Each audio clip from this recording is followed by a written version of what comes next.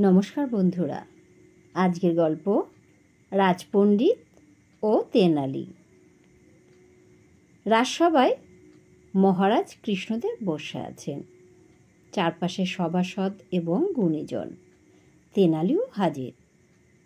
রাজা হঠাৎ সবার দিকে তাকিয়ে বললেন, আমি দুটো প্রশ্ন করব, তার যথার্থ উত্তর দিতে হবে। রাজপণ্ডিত তার টিকিতে একবার আঙ্গুলি সঞ্চালন করে নিয়ে বিশাল ভুঁড়িতে হাত বোলাতে লাগলেন।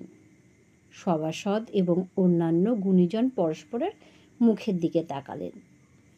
রাজা জিজ্ঞাসা করলেন, কোন বস্তু সবসময় চালু থাকে? তার জের কখনো শেষ হয় না। এটা আমার প্রথম প্রশ্ন। আর দ্বিতীয় প্রশ্ন হচ্ছে, পৃথিবীতে আমার থেকেও বড় কে? সবাই চুপ করে বসে থাকলেন। তারপর গুঞ্জন উঠল সবাই। একসময় রাজপণ্ডিত বললেন, মহারাজ, আপনার প্রথম প্রশ্নের উত্তর সূর্য। সূর্য সবসময় চালু থাকে, তার জের কখনোই শেষ হয় না। আর আপনার দ্বিতীয় প্রশ্নের উত্তর আপনি নিজে। পৃথিবীতে আপনার থেকে বড় আর কেউ নেই।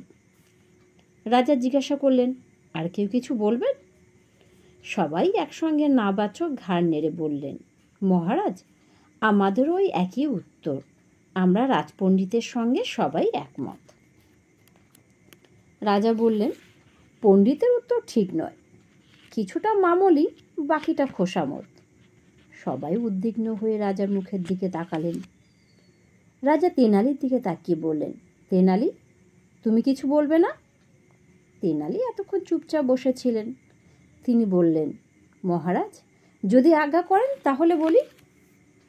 রাজা তাকে বলার অনুমতি দিলেন।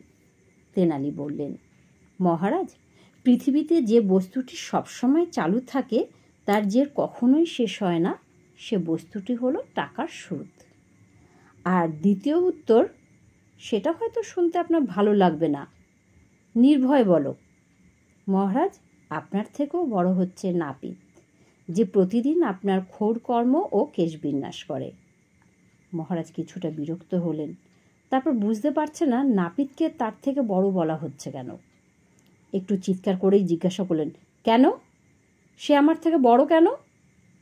তেনালি জানালেন, প্রভু, আপনি কেশবিন্যাসের সময় প্রতিদিন নাপিতের কাছে মাথা নত করেন। একমাত্র ভগবান ছাড়া আপনি কারো কাছে মাথা নত করেন না।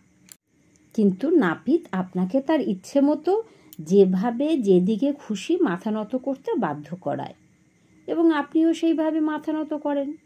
তাহলেই বুঝুন তার ক্ষমতা কত। মহারাজের মাথা নত যে করতে পারে, তার চেয়ে বড় আর কে আছে?